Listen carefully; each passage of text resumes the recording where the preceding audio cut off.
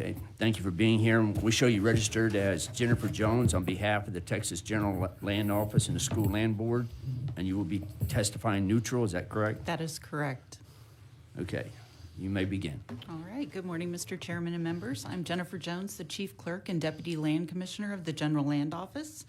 And with me today is our General Counsel, Jeff Gordon, and we also have some of our legal and asset enhancement staff here as resource witnesses if you have any questions. I appreciate you having me here today to give you a brief overview of the GLO as well as the School Land Board. As some of you may know, the GLO is the oldest state agency in Texas and one of the most diverse state agencies as well. The GLO improves the lives of every Texan by preserving our state's history, maximizing the revenue from the state lands to help fund Texas public education, restoring and preserving the Alamo, safeguarding our Texas coast, supporting communities impacted by disasters, and providing essential services to our veterans. In 1836, the first official act of the Republic of Texas was establishing the General Land Office to manage its public lands by collecting and keeping records, providing maps and surveys, and issuing land titles. In 1876, Texas set aside half of its public lands to establish the Permanent School Fund as an endowment to provide perpetual funding source for public education. The GLO was entrusted with selling and leasing this land with proceeds going into the fund for the public education of Texas.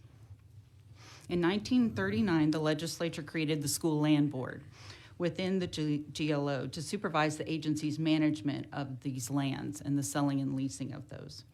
The 5 School Land Board members include the Land Commissioner, who serves as the chair, and 4 Texas citizens appointed by the governor.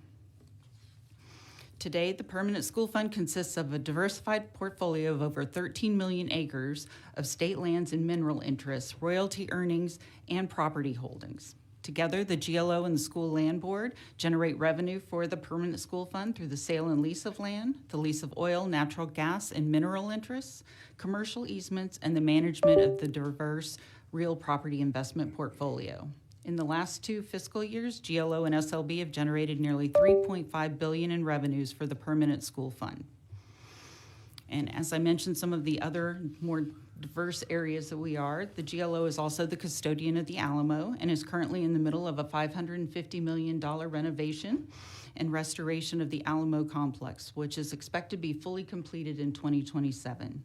Significant progress has been made, and we hope you have a chance, if you haven't already, to visit the Alamo and all that's going on there. The GLO is also responsible for restoring, enhancing, and protecting our Texas coast. GLO safeguards and manages more than 3,400 miles of Texas coastline by implementing storm mitigation strategies, performing storm recovery and beach restoration, and responding to oil spills. For our disaster recovery area, we provide significant relief funds to Texas communities impacted by disasters like hurricanes, floods, fires, and the winter storms we have had. These funds help put Texans back in their homes and restore critical infrastructure. To date, more than $14 billion has been allocated to counties and communities impacted by hurricanes Rita, Dolly, Ike, and Harvey, as well as the wildfires, floods, tornadoes, and Winter Storm Uri.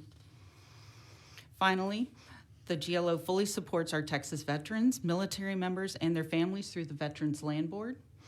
It's a 3-member board within the General Land Office as well, composed of the Land Commissioner, who chairs the board, and 2 governor appointees, one specializing in Veterans Affairs and the other in financial matters.